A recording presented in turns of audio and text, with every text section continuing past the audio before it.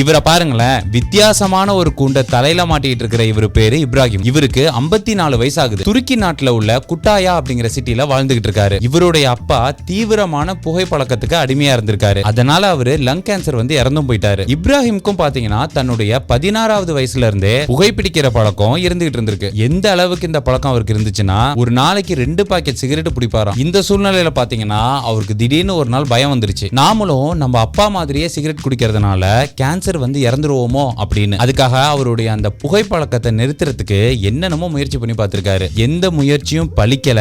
இவரால புகைப்பிடிக்கிறதையும் நிறுத்த முடியல. அப்பதான் இவருக்கு ஒரு வித்தியாசமான யோசனை தோணிருக்கு. அதுதான் இந்த தலைக்கூண்டு. தன்னுடைய தலைக்கு தானே ஒரு கூண்டை மாட்டிக்கிட்டு அதை ஒரு பூட்டை வச்சு பூட்டிடுவாரு. அவரு மேல அவருக்கே நம்பிக்கை கிடையாது. ஏன்னா சிகரெட் பிடிக்கிற ஐடியா வந்தா நம்ம அந்த கூண்டை திறந்துருவோமோ அப்படின்னு. அதனால அந்த அவர் பூட்டின சாவிய தன்னுடைய மனைவி கையில கொடுத்துருவாரு. கொடுத்துட்டு நான் சாப்பிடும் போதும் தண்ணி குடிக்கும் போது மட்டும் இந்த கூண்டை திறந்து விடு அப்படின்னு சொல்லிட்டாராம். இந்த மாதிரி பண்றதால புகைப்பழக்கத்தை நிறுத்த முடியுது அப்படின்னு சொல்லியிருக்காரு. இந்த நியூஸ் ரொம்ப பழசுதான், 2013லயே வந்தது. ஆனா இந்த ஐடியா இருக்கு பாத்தீங்களா?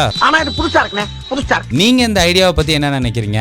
உங்களுக்கு ஒருவேளை புகைப்பழக்கம் இருந்தா அதை விடுறதுக்கு நீங்க என்னென்னலாம் முயற்சி பண்ணீங்க, யாரெல்லாம் அதுல வெற்றி அடைஞ்சீங்க அப்படிங்கறத கீழே கமெண்ட்ல பதிவு பண்ணுங்க. அது பாக்குறவங்களுக்கும் பயனுள்ளதா இருக்கும்.